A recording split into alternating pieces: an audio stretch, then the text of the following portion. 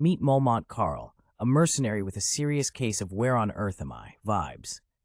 He introduces himself with an air of confidence, but let's be real, he's as clueless as the rest of the gang.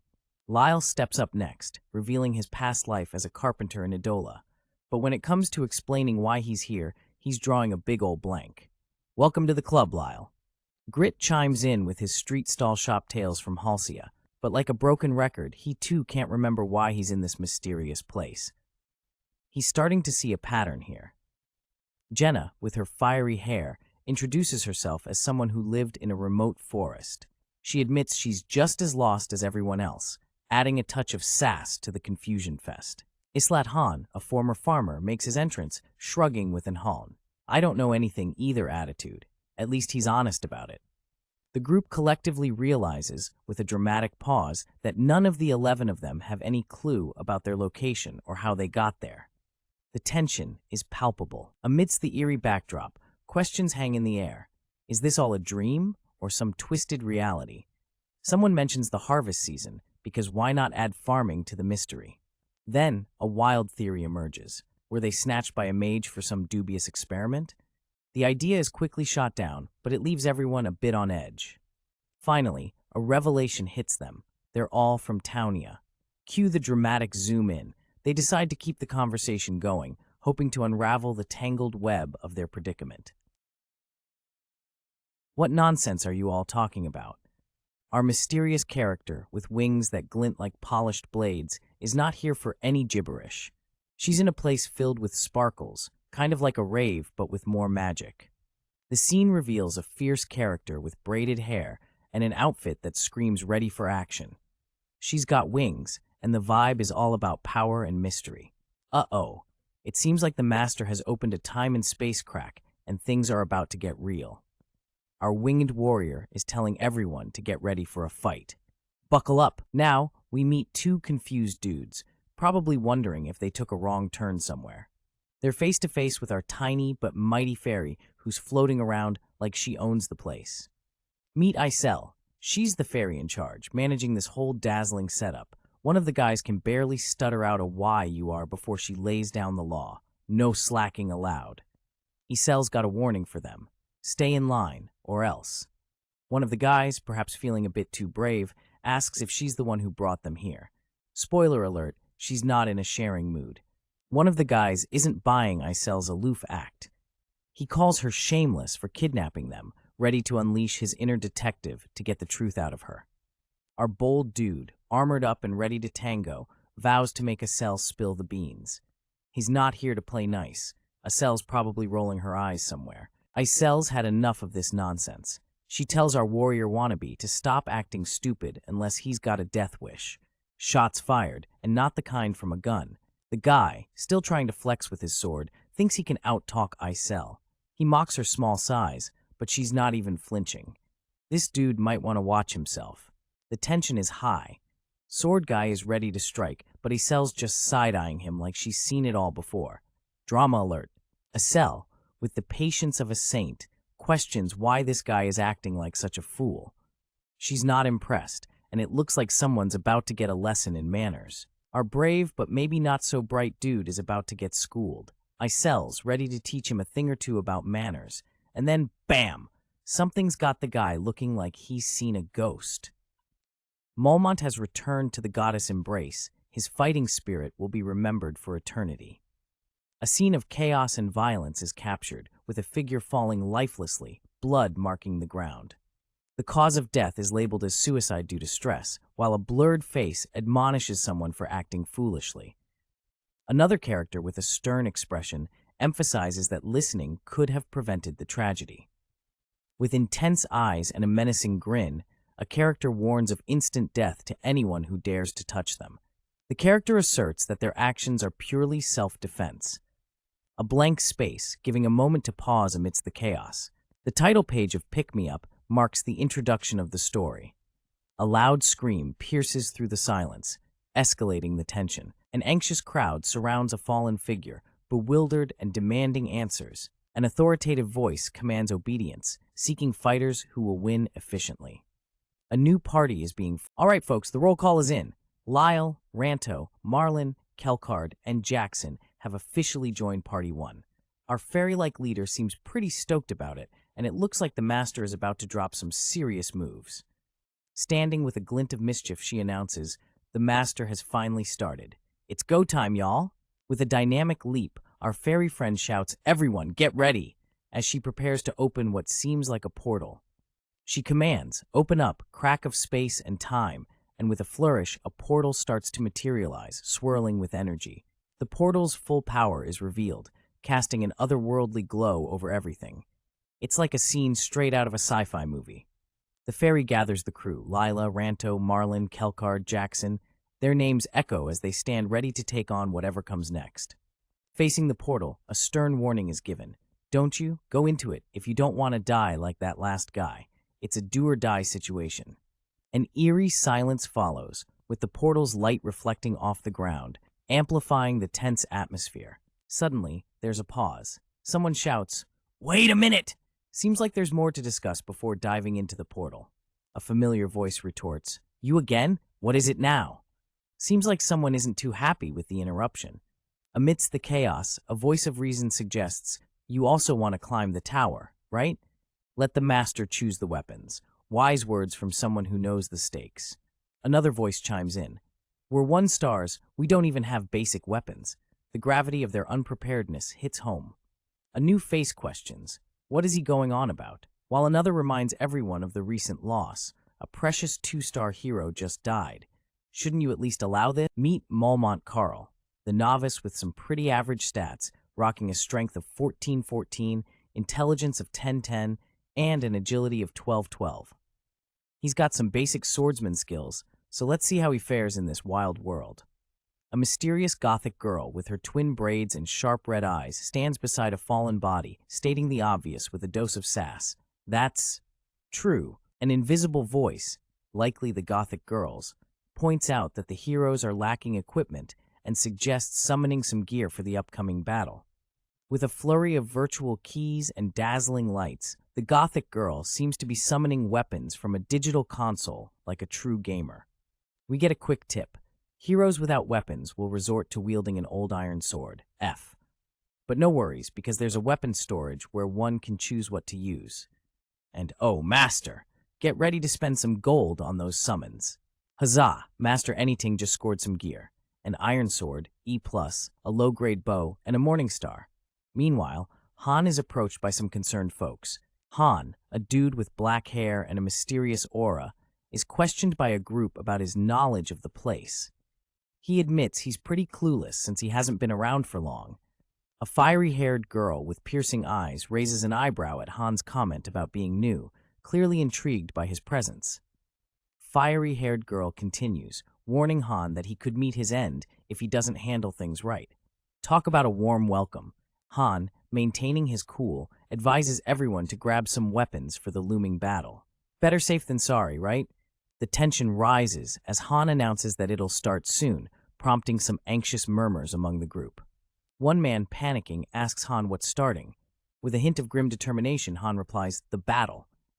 Panic ensues as one of the characters, clearly not a fighter, freaks out about the prospect of a battle. But hey, never too late to learn, right? With urgency in the air, someone shouts to choose a weapon first and worry later.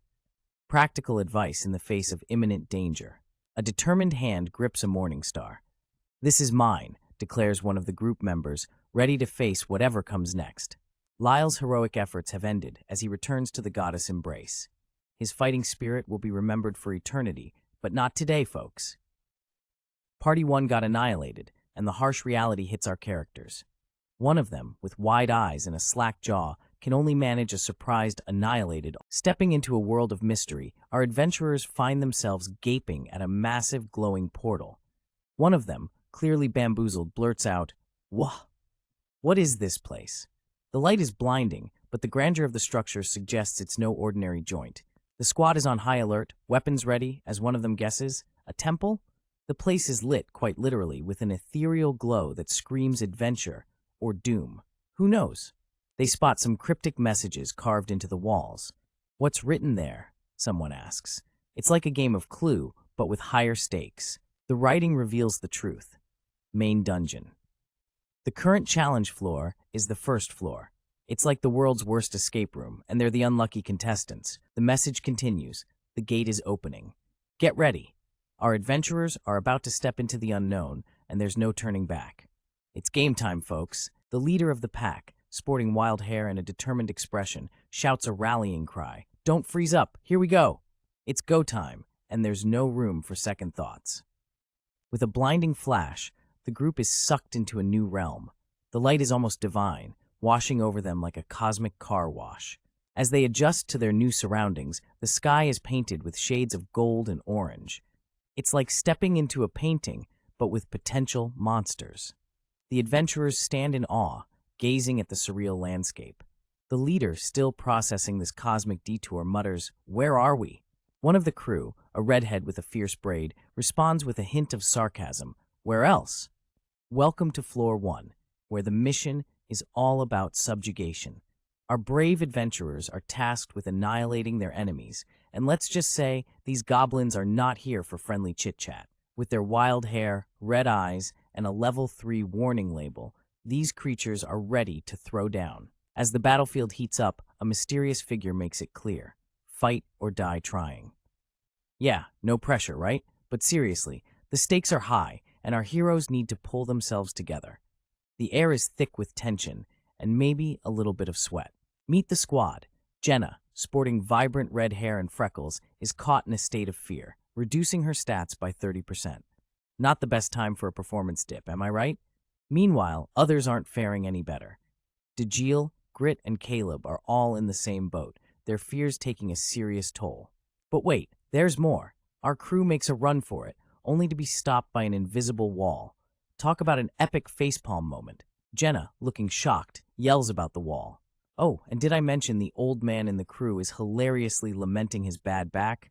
Yeah, classic. The scene turns into a bit of a comedy show when one of our guys can't hold it any longer and demands to be let out for a bathroom break. The urgency is real, folks.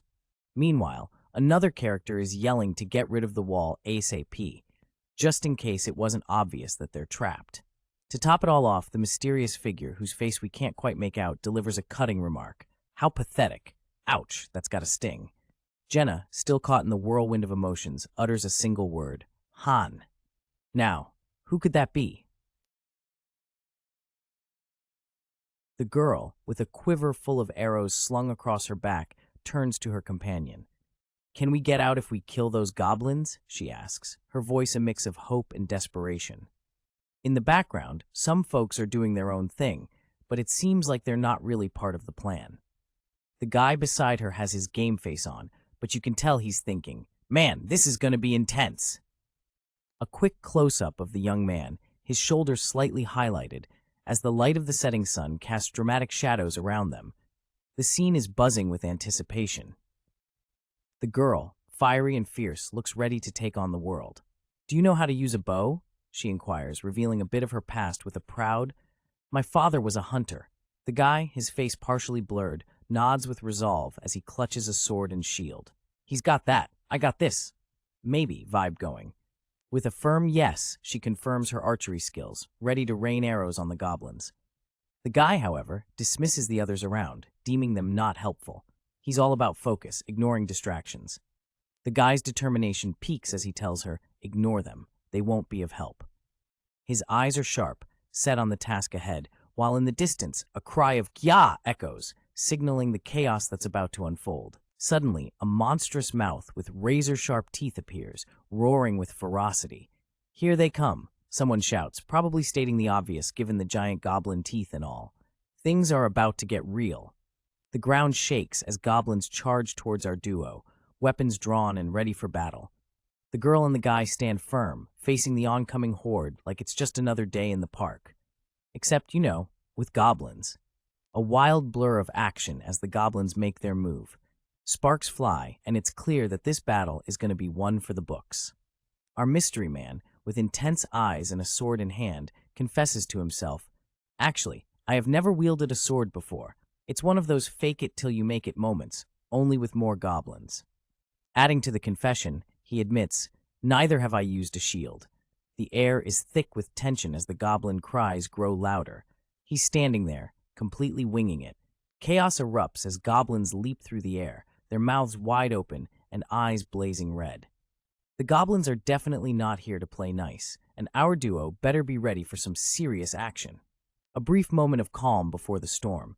The guy stands firm, shield in hand, ready to face whatever comes next. It's like the calm before the roller coaster drop, and he's strapped in tight.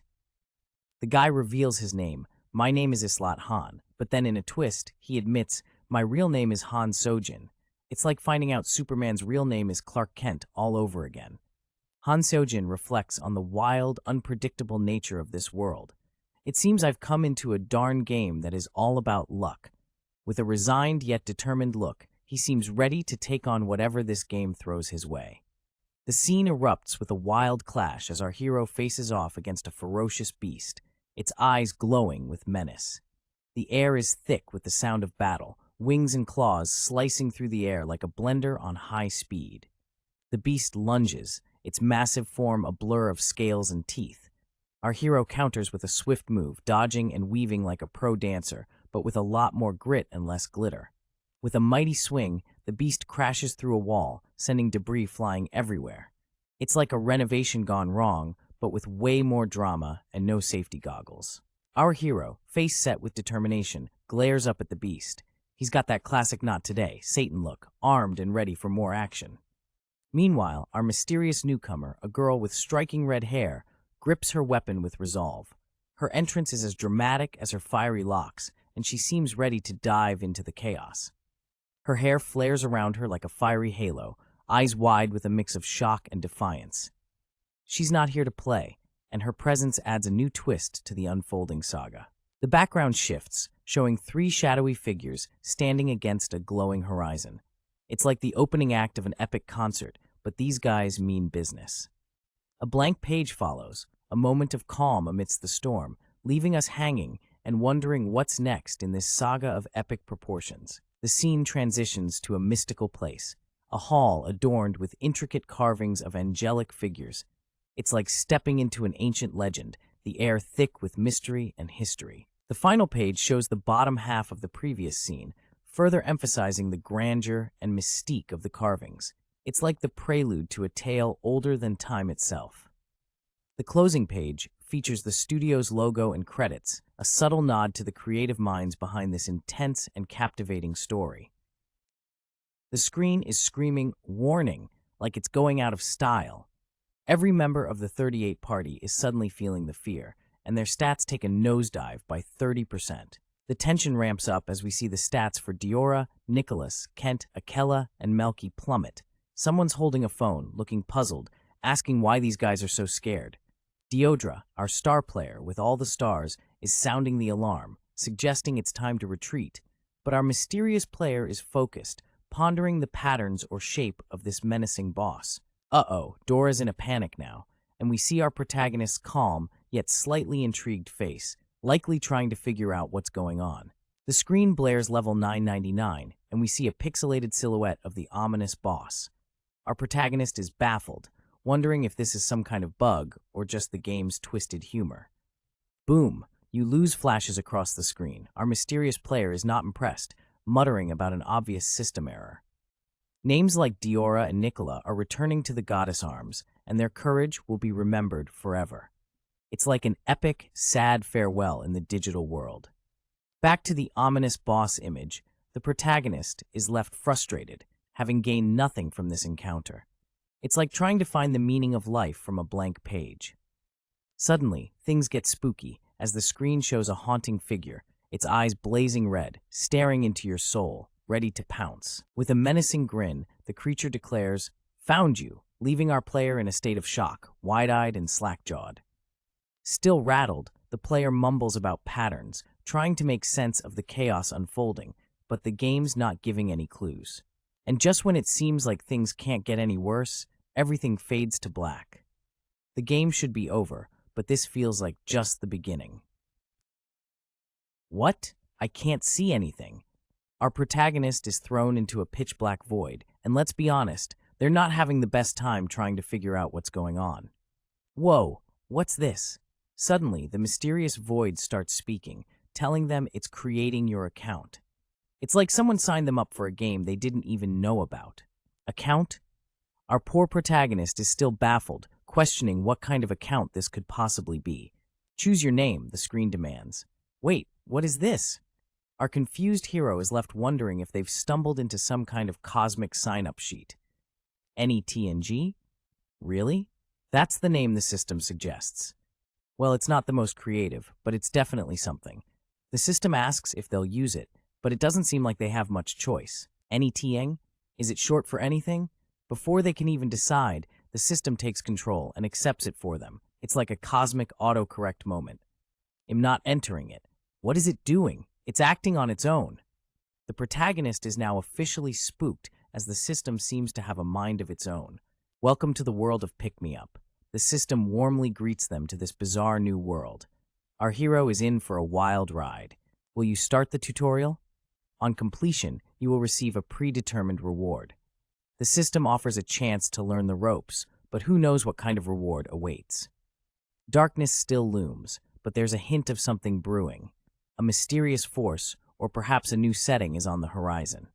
With a flash of red eyes, we get our first glimpse of an intense-looking character. The plot thickens with this new revelation. In a small town of the Heim province, there was a boy named Han Islot. Our story shifts focus, introducing a new character amid a burning setting. The boy stands tall, clutching a sword as the flames rage around him. Something epic is about to unfold. Townia, the ground where humans live alongside other species. The setting is revealed, hinting at a world filled with diverse life forms and endless possibilities. Imagine a peaceful land suddenly invaded by an unknown enemy. That's what's happening here. Our mysterious narrator tells the master that if they wish to save the world, they must climb the tower. Sounds like a scene straight out of an epic fantasy, right? Boom! Flames everywhere, and a voice rings out, assuring that many heroes will join in this epic quest. It's like a call to arms, promising an action-packed adventure with a squad of heroes. Amidst the chaos of burning buildings, the scene is filled with explosive energy. It's a fiery prelude to the battles ahead. Here, we meet our protagonist.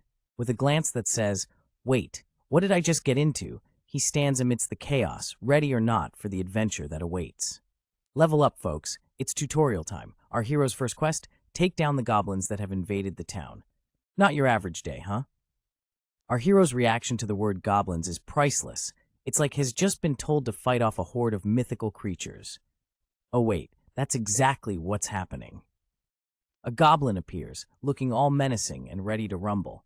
Our protagonist can't believe his eyes. It's like a scene from a video game gone wrong. As the reality of the situation sinks in, our protagonist struggles with the thought that none of this seems real. It's like waking up in the middle of an RPG. Fear turns into determination as our hero's expression shifts. The shock is real, but so is the resolve. Time to face the goblin head-on. Ready or not, here comes the goblin, looking like it means serious business. The tension is through the roof as the creature charges in. In a split-second, action-packed moment, our protagonist engages in a fierce struggle with the goblin, showcasing some unexpected combat skills. The intensity of the fight is palpable, with our hero in a tight spot. Despite the blurred image, you can sense the urgency and stakes. All right, folks, buckle up. Our hero's thrown into a combat zone, and it's not just any brawl. It's a high-class AI showdown. The screen flashes a message. Combat will automatically proceed. Watch a high-class battle made by the hero's AI. Our guy's face is scrunched up in fierce determination as he lets out a battle cry. Kike! Things get wild as he swings his weapon with the kind of precision that make you think he's been training in a dojo his whole life. The air is sliced with a resounding jang as his opponent is sent flying amidst an explosion of fiery sparks. Talk about bringing the heat. Our hero, still in the heat of the moment, lets out a primal scream. His eyes wide, his hair wild, as if he's channeling his inner rock star mid-guitar solo. He's in the zone, folks. His shirt now flapping like a cape, our protagonist continues his adrenaline-fueled roar. It's like he's on a roller coaster of emotions, unable to contain the rush that's coursing through him. And just like that, the intense energy begins to dissipate. The screen darkens, and all that remains is the echo of his battle cry. leaving us with goosebumps and an ominous feeling that something monumental just went down. A new message pops up. Stage clear. Han, level up. Rewards have been given. Check your mailbox. But there's a catch. Our guy's brain is still reeling from the experience of offing another organism. Heavy stuff, right? Now, picture this. A dude with a sword, looking all dazed and confused, asking, "What happened?" He's got that post-battle swagger going on, wondering if he's trapped in some virtual reality game. Zoom in on his face, and you can see the gears turning. He's trying to piece together the mystery, and let's be real, we'd be just as baffled in his shoes. The scene shifts, and we're greeted with a familiar, almost nostalgic setting. Our hero's mind is racing as he takes it all in, like he's been here before, but can't quite place it. As he gazes upon the ethereal landscape, the light dances around him, casting a magical aura. It's the kind of place that makes you want to pinch yourself to check if you're dreaming. Suddenly, he's confronted with a choice. Pick me up? The system suggests he summon a comrade before the next stage. It's like being in a game, but with real stakes. The system prompts him again. Click the Summon tab in the menu. The first summon is free. 500 gems for high-rank summon have been given. It's like a Black Friday sale, but for allies. Confusion still etched on his face, he voices the question that's been nagging him. Just what is happening? As the world around him buzzes with electric anticipation. With a determined stride, our hero walks towards a radiant gateway, light pouring out like a beacon calling him forward. It's a new adventure, a new challenge, and he's ready to face it head-on. With a dazzling entrance, the scene announces the summoning of a super-rare hero. Lights are flashing everywhere, and standing there, looking all majestic, is a fierce warrior with some serious anime hair game. Master Anything has just scored big, receiving Hero Shay, a 4-star knight. The scene is nothing short of legendary, and you can almost hear the fanfare playing in the background. Meanwhile, our mysterious protagonist is caught off guard, contemplating the nature of their own existence. A summon? They wonder, with an expression of bewilderment. In a twist of existential questions, Shay herself wonders if she too was once summoned by a player, leading to a moment of introspection. Shay, now fully visible, introduces herself with a knightly demeanor. She questions, "Did you summon me? Who are you?" as her stats reveal her impressive capabilities. Our mysterious character reveals his name as Han So-jin, stuttering slightly, while Shay comments on the peculiarity of his name. A typical meet-cute moment, if you ask me. The stage is set for collaboration as the system prompts them to form a party. With a swift drag and drop, Han and Shay become an official team. Our master, Anything, wastes no time dispatching Han and Shay to a dungeon. Shay, not one to mince words, critiques Han's swordplay, asking, "Are you a newbie?" Amidst the chaos, Han admits, "It's my first time," as Shay gracefully dispatches goblins left and right, proving her 4-star worth. The stage is clear. Shay levels up, earning rewards and the title of MVP. Han can only watch in awe at her prowess. The aftermath shows a battlefield littered with goblin casualties. Shay stands victorious, while Han contemplates the vast stat difference between. Within the echoing halls of a grandiose building, a voice booms, declaring that the heroes have performed splendidly, but the real test, the final tutorial stage, is just around the corner. An air of anticipation hangs as a mysterious structure looms, its doors now invitingly open. Inside the chamber, things get a bit nerdy as the magical concept of synthesis is introduced, a way to power up our heroes. The doors creak open, signaling the start of something big. But hold up, it's not all fun and games. There's a menu, and yes, it's time to click that synthesis tab. Enter Han So-jin, our protagonist, whose face spells out a mix of shock and dismay. His brow furrows, and a bead of sweat trickles down as he realizes the gravity of his situation. So-jin's thoughts are anything but composed as he internally screams about his dire predicament. So-jin's panic is interrupted by a loud shout. A voice calls out urgently, demanding his attention, breaking the tense silence of the moment. Before So-jin can fully process what's happening, a small figure flies toward him, yelling for him to move quickly. There's no time to waste, and So-jin is left scrambling to keep up with this whirlwind of events. Standing before him is Cell, a petite yet striking figure in a black outfit, insisting that the master awaits. So-jin is speechless, overwhelmed by the speed at which things are unraveling. The confusion intensifies as Sojin recognizes the figure and blurts out a name, Isel. She confirms her identity with a hint of familiarity, setting the stage for more unexpected twists. Seojin is flabbergasted. How does she know his name? And more importantly, what is she? Isel, floating before him, stares back with a mixture of curiosity and determination. Seojin introduces himself, trying to make sense of the chaos. As he declares his identity, Isel's reaction is one of disbelief. She insists he can't be who he claims, comparing him to someone else entirely. Isel is baffled by the discrepancy. Seojin doesn't match the image she expected, leaving both parties in a state of mutual bewilderment. Seojin's patience wears thin. He demands to be sent back, irked by the mix-up. Isel, meanwhile, is trying to piece together the puzzle of his identity. Isel's skepticism deepens. She questions Sojin's origins, wondering if he's truly from Earth, adding another layer of intrigue to their encounter. Seojin retorts sarcastically, questioning whether he should be from Mars instead. The tension builds as their conversation takes a sharp turn. Suddenly, chaos erupts. Sojin and Isel are caught in an unexpected altercation. Sojin looks on as Isel is thrown into a state of shock. Amidst the commotion, Seojin's frustration boils over. What just happened? He feels like he's losing his mind as the bizarre situation spirals out of control. Picture this. A face-off between two dudes. One with long braided hair is practically yelling, "Just go in first." His companion, a wild-haired guy, is not having it though. He's like, "No, if I go in, he'll die." The stakes are high, folks. Mr. Braids isn't backing down, assuring his friend, "You won't, you'll get synthesized." Now, our anxious hero counters with, "That's the same thing." But Mr. Braids is relentless, pushing him to go in anyways. Our protagonist finally takes the plunge into the unknown, quite literally, diving headfirst. The room is a large, ominous chamber, and he's not alone. A mysterious armored figure stands there, calmly observing. With a voice as cool as a cucumber, the armored figure just comments, so loud as our poor guy is on all fours, probably regretting all his life choices up till now. A dramatic announcement rings out. "Master, the synthesis is starting." Uh-oh, things are about to get real. Suddenly, blue energy engulfs our guy's hands, crackling with mysterious power. It's magic, people, and not the fun kind. Our hero, eyes wide with shock, is like, "Damn it, it started." Yep, he's officially in deep. The energy now fully envelops him, and the tension is off the charts. Will he survive this glowing ordeal? The mechanics of synthesis get explained. It's a process that combines two heroes, one becoming a sacrificial upgrade for the other. It's like a magical BOGO deal, but with more existential dread. One hero gets a power-up, while the other gets the short end of the stick.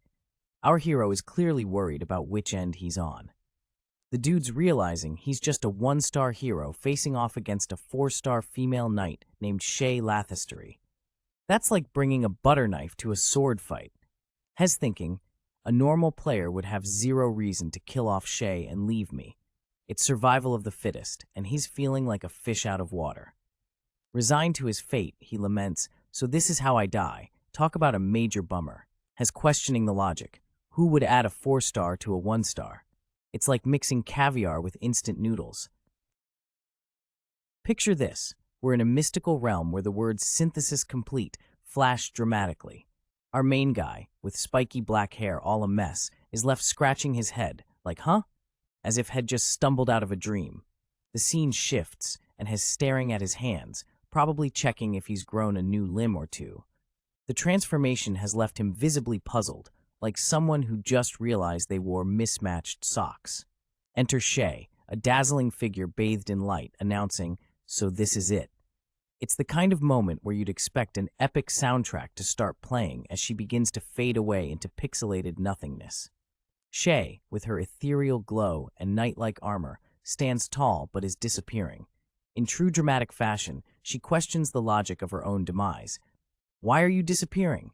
It's a game of stars and ranks, and somehow, it doesn't seem fair. She looks at him, her face serene and accepting. I wasn't chosen, that's all.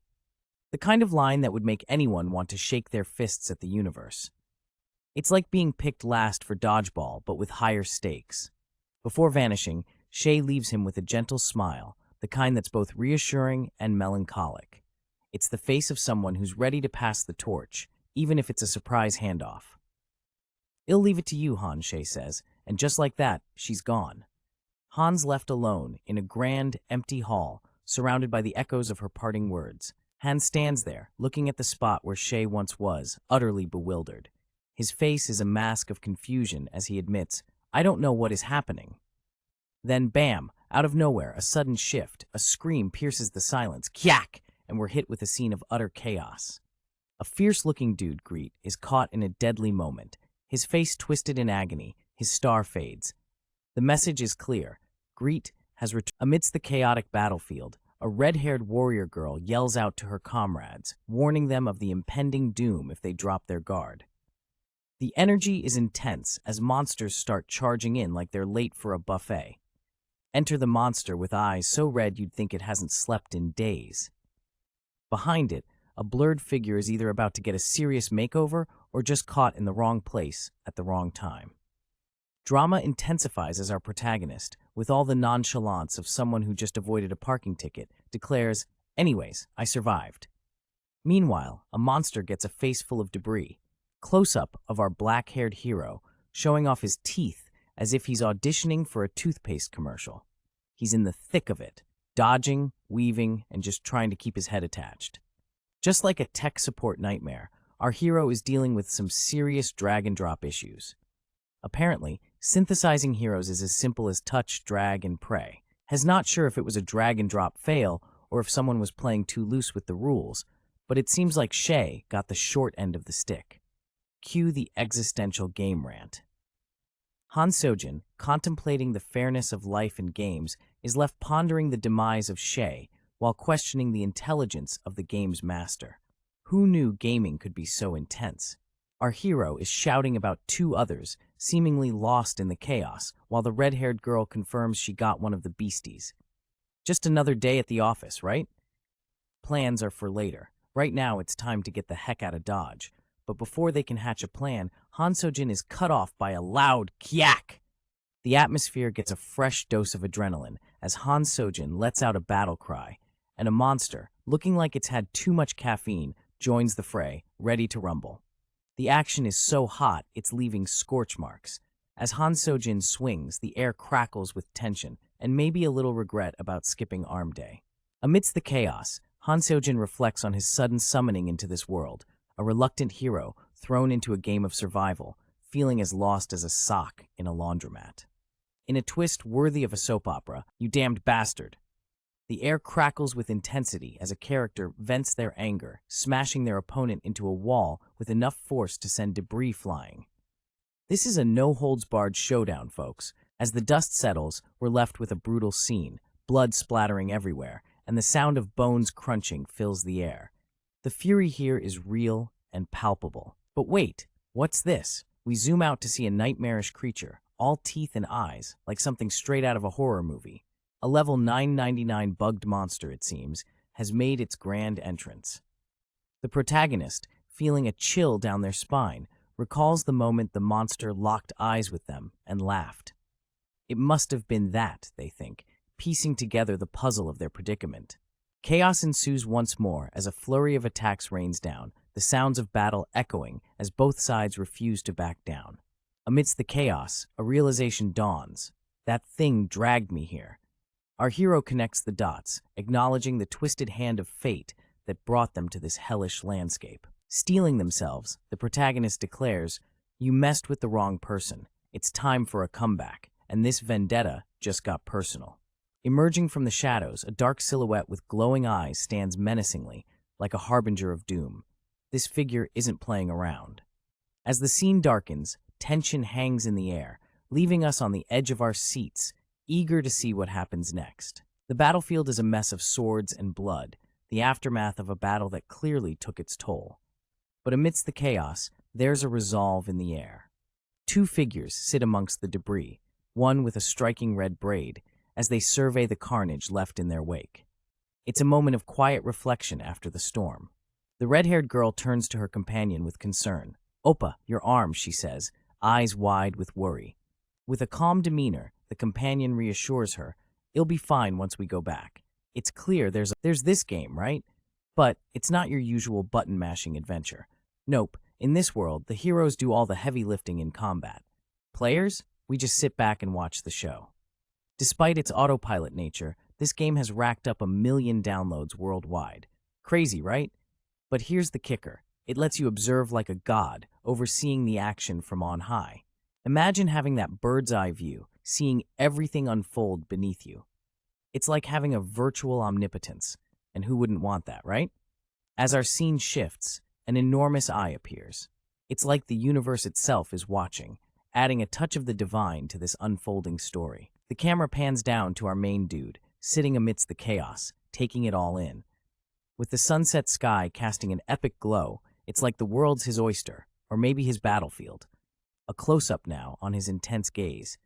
Dude's been through some stuff, no doubt, but instead of despair, there's a smirk, and he's asking, "Are you having fun?" He's no stranger to this world. Once a player who loved pick-me-up, he's dabbled in crafting, strategies, and more. It's like he's got the game figured out, with all its hidden features. Even if people call it a doomed game, he's not about to quit. After all, he's the 5th place ranker Loki, with a title as the Master of Masters. That's gotta mean something, right? We see him resolute, a promise in his eyes. Watch him, he says, as he plans to survive till the end. It's not just a game to him, it's a saga. Stage clear, Jenna levels up, showing progress in this chaotic world. It's a moment of triumph amidst the madness. Rewards are dished out, gold, steel, copper, and leather. Our MVP? None other than Han with his star ranking. Our protagonist is revealed as a slot Han, his card proudly showing his status. It's a journey of grit, glory, and the ever-present challenge of surviving in this unpredictable game world. All right, folks, let's pause for a moment of silence as we gaze upon the cards of fallen warriors. Mormont, Rael, and Ranto lead the grim parade, each with their own tales of valor cut short. It's like a roll call of heroes who've danced their last battle waltz. Their stories may have ended, but their legends? Oh, those are just getting started. More cards unfurl, each one a tribute to bravery. Kelkard and Jackson join the ranks of the remembered, their faces etched with stories untold. And then there is Madeline, looking like she could have rocked any battlefield with style. It's a tough crowd of noble souls, each card whispering tales of epic clashes. The parade continues with Greet, Dajil, and Kale, each card a testament to courage. Their names, forever etched in memory, serve as reminders of the battles that shaped them. But wait, who do we have here? Fresh faces emerge, Islat Han and Jenna Sarai, standing ready with that bring-it-on vibe. These two might just be the next big thing in this epic saga. Behind the scenes of this epic tale, a nod to the creators who brought this world to life. It's a shout-out to the masterminds behind the curtain, crafting the stories and characters that keep us all hooked. Let's give it up for the creative wizards at Redis Studio and Atri, the brains behind the storytelling magic we can't get enough of. I decided to accept it. Whining is for children. I won't complain anymore. This is the world of pick-me-up, and I was summoned as a 1-star hero from birth. There are 2 ways for a hero to die, in a battle or by being compounded. I'm only a 1-star. It's meaningless to be a 1-star hero in pick-me-up. 1-stars are disposable, and the lowest quality ones too. Our basic stats are pathetic, and our growth rate is low too. At this rate, I won't be able to escape the danger of being compounded. The character's status reveals his name as Islat Han, a novice with balanced but unimpressive stats, desperately in need of unique skills. I have to become stronger. I have to survive, take revenge, and return. Those things are impossible if I don't get stronger. The title Infinite Gacha appears, marking the beginning. I don't know how things will progress from now on. I'll die if I don't adjust. I will be eaten if I don't accept things as they are. This reminds me of when I was in the military. Damn it. It's not just physical strength that I need to improve. I also need to become mentally stronger. I can't survive this place with an unstable mentality. I did fine growing up without parents or anyone protecting me. I need the tension from back then. Our protagonist is doing push-ups, working hard to improve himself, when he's interrupted by a curious red-haired girl asking, "What are you doing?" His response is quick and sharp. "I'm training to kill monsters." Why? Why is your tone so harsh? I was looking for you. The red-haired girl seems hurt, admitting she was thinking about their situation all night. What to do from now on? The red-haired girl ponders while holding a bow, realizing that Jenna is in the zone with her archery skills, reminiscing about how her dad was a hunter, which naturally made archery her hobby. You could say she's got some serious arrow game going on. She's determined not to be a burden, taking a deep breath and readying herself, as if she's about to star in her own action movie. Jenna's got a no-nonsense attitude, not one to wallow in self-pity. She's like whining and crying. Ain't nobody got time for that. With a swift shot, Jenna's arrow pierces the target with a satisfying thud. It's like a bullseye moment straight out of an archery championship. She's asked about survival, hinting at some real-life combat experience, with a flashback to her first fight against a goblin. The mysterious, blurry-faced guy prefers staying home, raising questions about his past, while Jenna is questioned about her archery prowess. Jenna's response is nonchalant, a casual so-so, but her expression says she's hiding some serious talent. The manhwa gives us a quick RPG-style stat update on Jenna, revealing her as a level 2 novice with some decent skills. Jenna's poised, arrow drawn, looking like a warrior ready to take on anything. She's got that don't mess with me vibe. Despite being low in stats, she's got that unique skill set and managed to take down a goblin on her first try. Not too shabby for a first-timer. The mysterious character thinks Jenna's a diamond in the rough, capable of moving on from tough situations and focused on her goals. He's decided to lend a helping hand, reaching out to Jenna. Maybe he sees some potential in her. Jenna, inspired by her dad's wisdom, believes in the power of connections. She's all smiles, ready to embrace whatever comes her way. Extending her hand with a warm smile, Jenna shares her father's belief in the importance of connections, asking rhetorically if our mysterious protagonist, Islat Han, is feeling a mix of assurance and doubt. He's the only one privy to both the game's messages and the master's cunning forgeries. But there's a twist. What happens if the master decides to quit the game? Isel, the sassy little fairy, suggests that they just hope that day never comes. As Islat stands in contemplation, we're hit with some gaming insights. The compounding of him and Shay wasn't just a minor blunder, but a significant screw-up.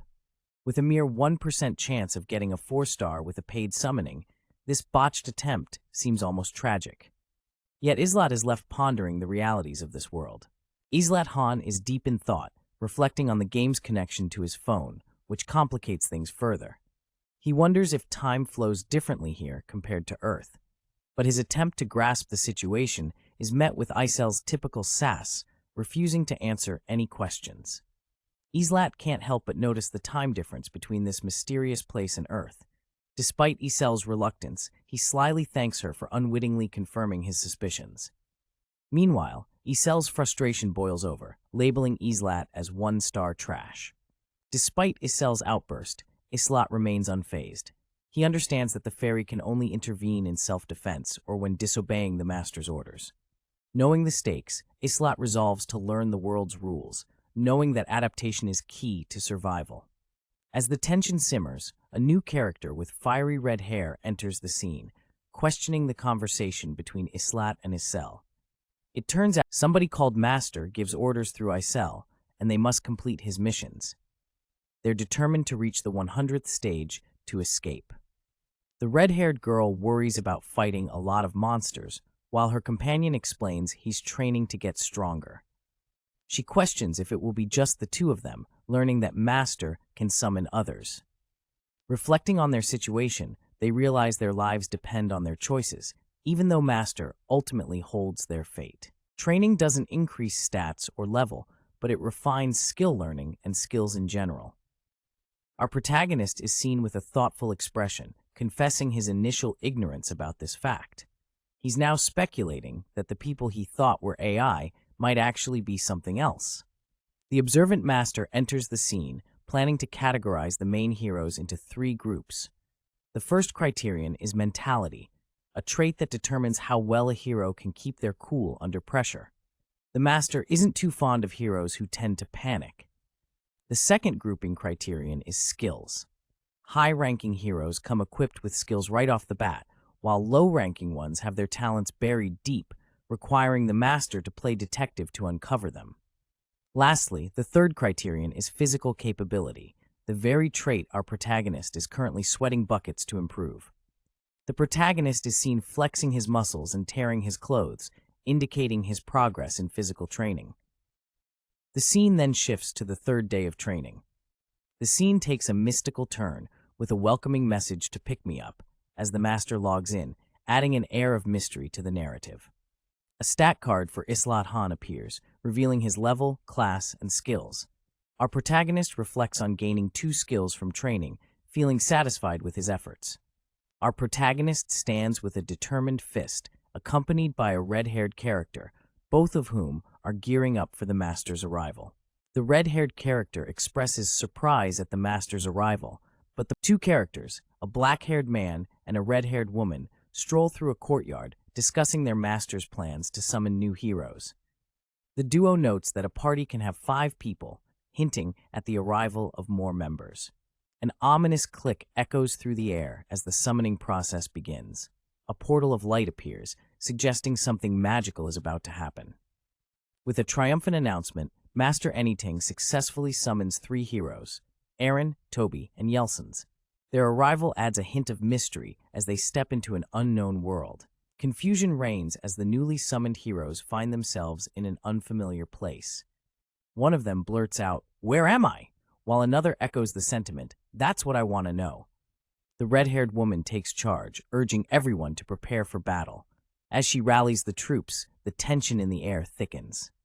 Questions fly as one of the new heroes challenges the command to fight, demanding to know who these people are. A dramatic portal opens, seemingly tearing through time and space. The mysterious energy it emits adds to the sense of impending danger. With a flash, the portal stabilizes, leaving everyone on edge, anticipating what might come through. The newly summoned heroes, Aaron, Toby, and Yelsons, are quickly assigned to Party 1. Meanwhile, urgency takes over as Jenna is told to grab her weapon before it's too late. Jenna acknowledges the command, determined and ready to face whatever challenges await. A helpful tip flashes, warning that heroes without weapons will only have an old iron sword, F. With no extra weapons to spare, the stakes are raised as last time's heroes didn't fare well. One of the heroes stands ready, sword in hand, commanding everyone to move out. Yet, questions linger as another demands to know their origins. Tensions spike as one of the newcomers demands. In a mysterious and tense atmosphere, a red-haired woman with fiery eyes is confronting a man, questioning if he's aligned with another mysterious figure and if he brought them to this strange place. The man, looking perplexed, denies any involvement, asserting that he too is a victim of circumstance. Meanwhile, a calm voice suggests that things will become clear soon enough, dismissing the urgency of the situation. Then, amidst a chaotic scene, a poor farmer claims has been wrongfully dragged into this mess, pleading for release. The red-haired woman, now joined by a dark-haired companion, seems concerned about the fate of those around them. A sinister character with braided hair appears, and suddenly, chaos erupts, leaving the farmer and another man on the ground. The scene shifts to a digital realm, where a mischievous character cheerfully sends the group on a new mission, a conquest. Amidst chaos and confusion, a group of individuals finds themselves suddenly in an unfamiliar place. One character, with dark, unkempt hair, urgently shouts to Jenna, "Are you ready?" Meanwhile, another panic-stricken guy with a bowl haircut and wide eyes screams, What? Where are we?" It's like they've just dropped into a live-action video game, and they're the clueless players without the cheat codes. Jenna, a red-haired girl with a determined expression, responds with a slightly shaky, "Yeah!" She's gripping her weapon tightly, ready to face whatever madness lies ahead. An ominous scene unfolds as they're confronted by a wild pack, prairie wolf level 4s and a menacing goblin level 3. The glowing red eyes of these creatures make them look like they're straight out of a nightmare. Our group is in for a wild ride. A close-up of one of the prairie wolves shows it snarling, eyes glowing with a fierce yellow hue and ready to pounce. Its fangs look like they've seen better days, probably because they're well used. The situation seems to have rattled them to the core. A notice appears, stating that Aaron, Toby, and Yelsons are all in a state of fear, causing their stats to decrease by 30%.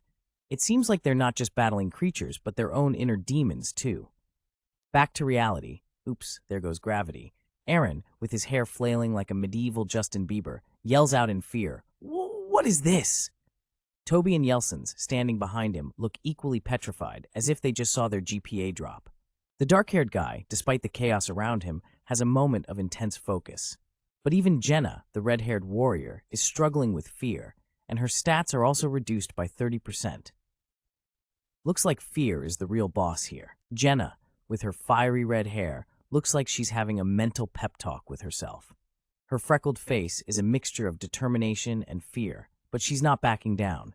She's got that let's do this energy. Jenna, with her hair standing up like she's just been hit by a lightning bolt, snaps at the dark-haired guy, asking if he ate something bad. It's a little comic relief in the midst of their tense situation. But hey, humor is the best armor sometimes. The conversation continues with a loud ooh-wah from Jenna, as if she just got scared by a mouse or something equally terrifying. She warns, "Don't scare me like that." It's a battle of nerves before the real battle. The dark-haired guy, cool as a cucumber, assigns roles with a casual confidence. You take the two goblins. I'll take care of the wolves. It's like he's assigning tasks at a summer camp, except this camp has monsters instead of marshmallows. Jenna seems to shake off her fear as a notification pops up, saying she's no longer in a state of fear. The dark-haired guy muses, "I guess she was only a little scared. That's good." Meanwhile, he thinks to himself about the others. As adrenaline courses through the air, the scene erupts with our hero sprinting through the open field, pursued by a pack of wolves. The tension is real as he hears the thundering paws closing in, and with a shout, he braces himself for the impending clash. With a swift motion, he raises his shield just in time to block one of the wolves' vicious attacks.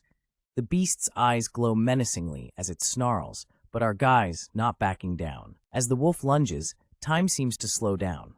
Our hero, with a mix of fear and determination on his face, readies himself for the impact.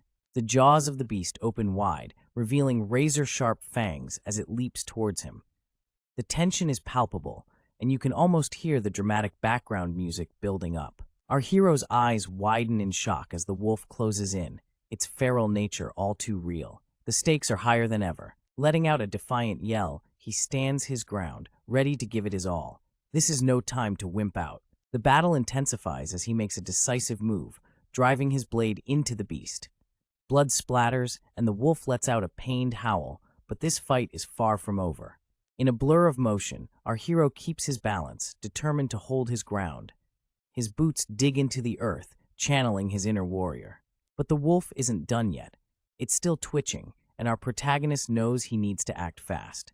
He mutters under his breath, blaming his subpar weapon. Despite the odds stacked against him, he pushes through, determined to make every swing count. The resolve in his eyes is a testament to his fighting spirit. With a firm grip, he acknowledges the situation but refuses to give in. He knows he's got what it takes to overcome these furry fiends. A surge of energy courses through him as he delivers a powerful strike. His confidence is unshakable, and the wolf doesn't stand a chance. The scene blurs with the sheer force of his attack, leaving behind a trail of his strength and determination. He's in it to win it, no doubt about that. The action-packed saga draws to a close, leaving us on the edge of our seats, eager to see what happens next in this epic. The scene kicks off with our protagonist looking pretty intense, eyes sharp, and hair as wild as ever.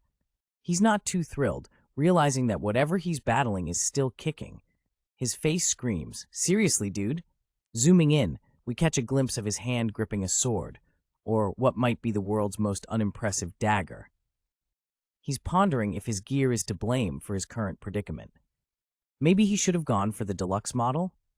With determination written all over his face, he decides to focus on just one enemy first. Baby steps, as they say, even in a monster brawl. A burst of energy surrounds him, his eyes glowing with a fierce blue light.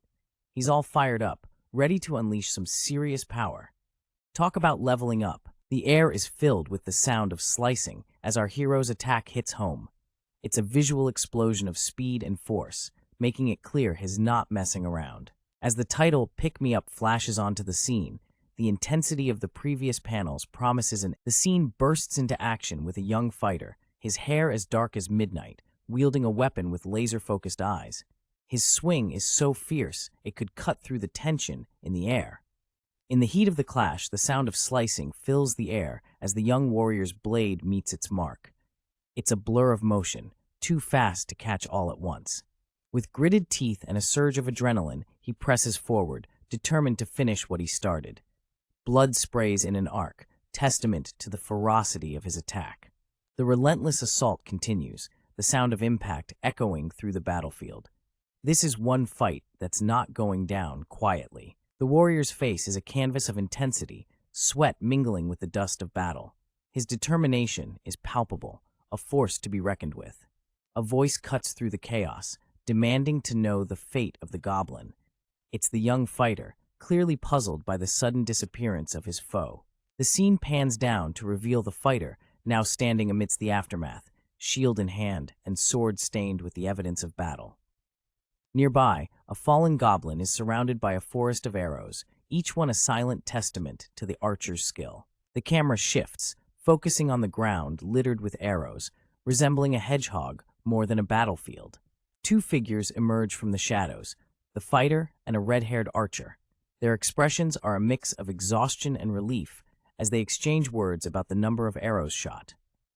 The young archer, with a look of realization, agrees to stop, acknowledging the fallen enemy's state.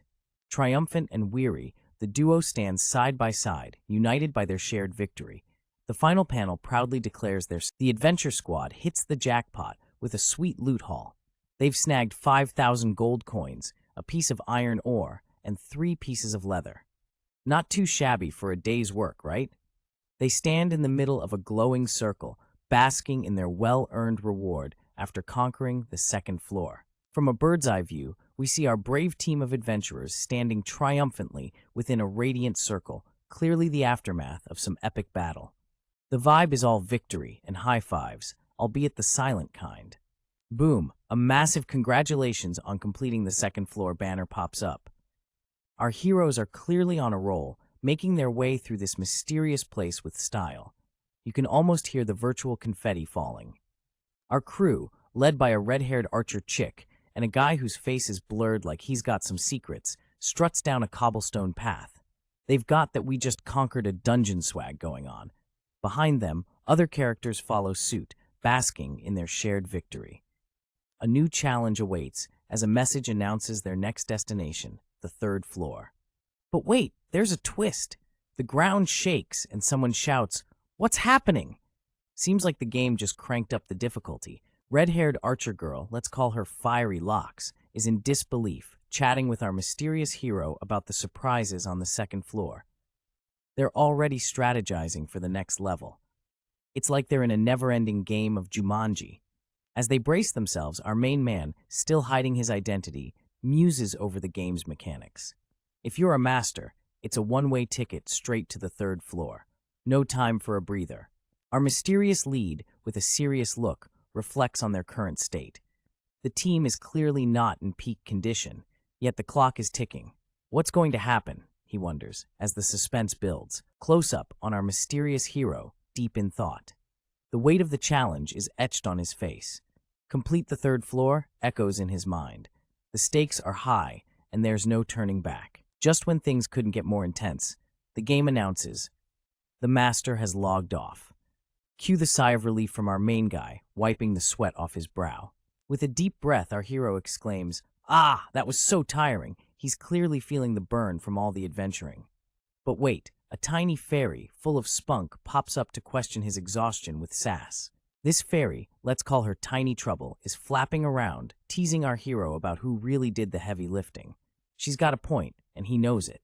But hey, everyone needs a little R&R, right?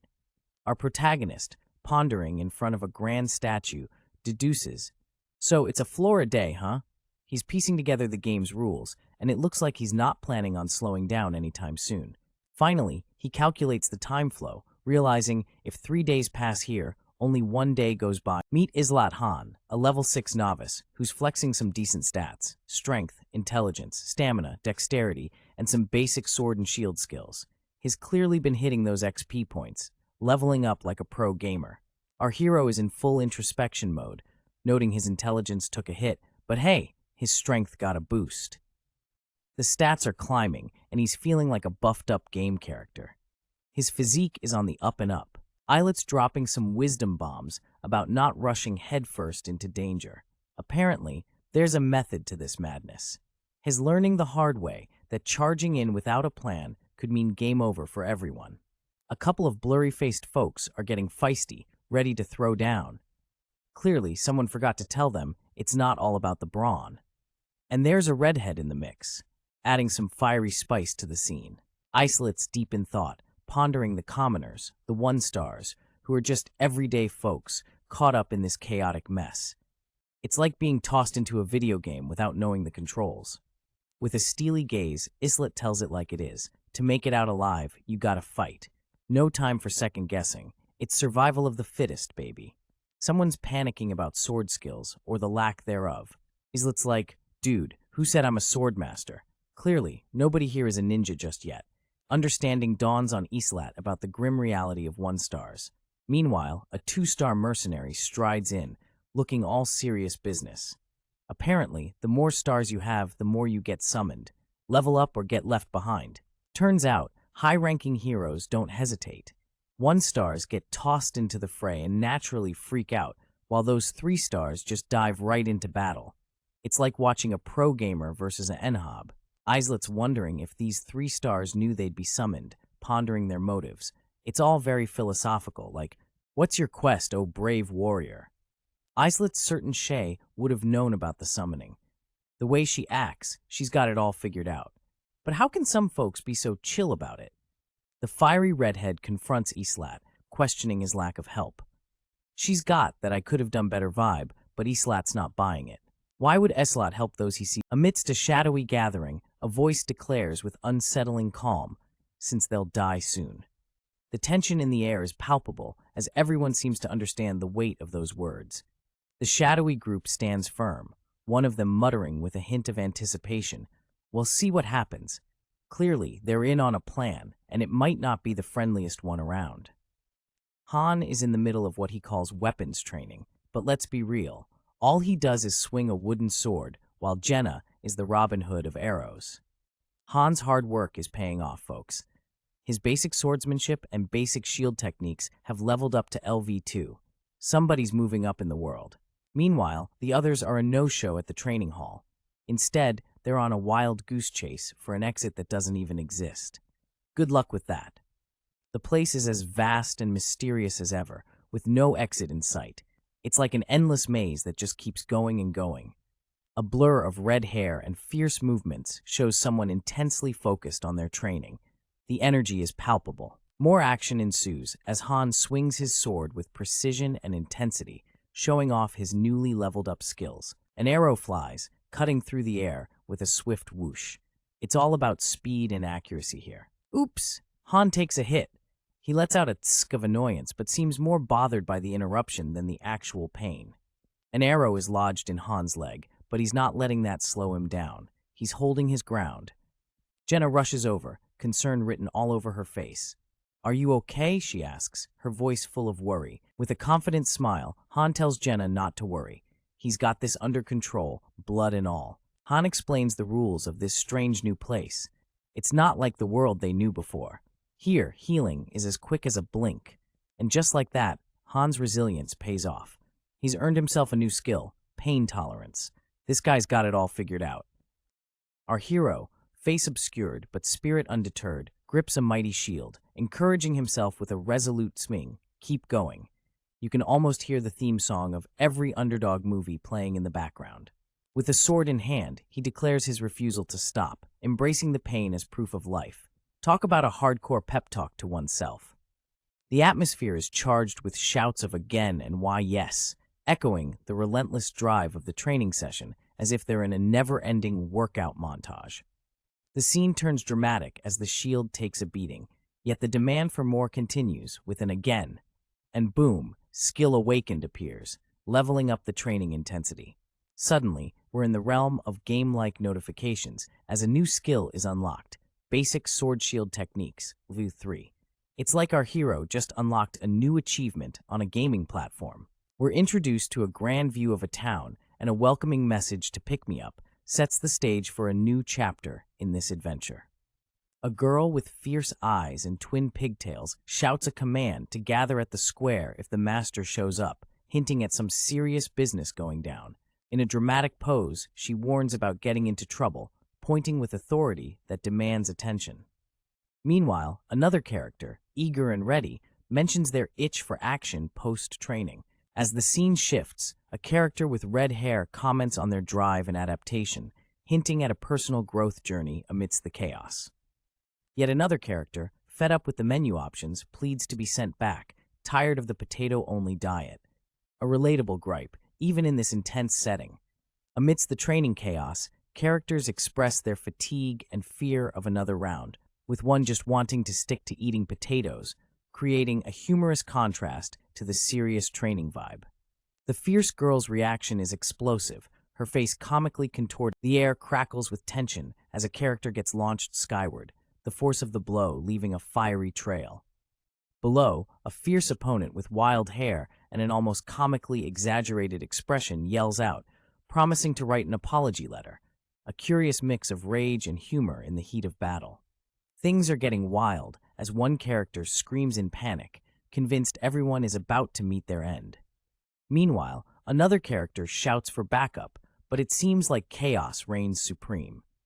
Two onlookers watch with beads of sweat trickling down their faces, clearly caught in the middle of a whirlwind of madness. A blonde-haired character, wearing a perpetual look of urgency, commands a group of trembling individuals to skedaddle.